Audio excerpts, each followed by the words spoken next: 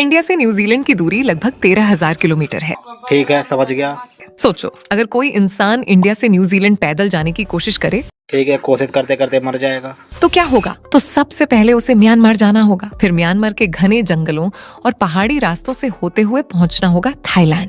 Thailand में massage कराएगा क्योंकि थक गया होगा ना चलते चलते। फिर थाईलैंड से मलेशिया, फिर नीचे सिंगापुर और फिर यहाँ पहुंचकर आपका रास्ता अचानक खत्म हो जाएगा। हाँ, क्योंकि अभी तक वो मर के नर्क पहुंच चुका है ना, तो रास्ता खत्म ही हो जाएगा आगे। क्योंकि आगे सिर्फ समंदर है, तो यहाँ से तुम्हें बोट लेनी होगी, क्योंकि कई दिनों तक सिर्फ पानी, आसमान और उम्मीद का सहारा। अगर किसी तरह ये समुद्री हिस्सा पार कर लिया तो यकीन से कह रहा हूँ, ये किसी तरह भी नहीं पहुंचेगा। पहुंचोगे इंडोनेशिया। लेकिन यहाँ से सफर और मुश्किल होता जाएगा, क्योंकि इंडोनेशिया हजारों द्वीपों का देश है। मतलब कुछ किलोमीटर पैदल चलो, फिर बोट लो, फिर पैदल, फिर बोट, ऐसे हजारों किलोमीटर पार करना होगा। और अगर किसी तरह इंडोनेशिया की इस उलझी हुई ज्योग्राफी को पार कर लिया तो पहुंचोगे पापुआ न्यू गिनी, जहाँ न सड़क है न रास्ता, सिर्फ घने जंगल और दलदली जमीन। और अगर किस्मत अच्छी रही, इतनी अच्छी किस्मत तो भगवान की भी नहीं होगी जितनी इस इंसान की है।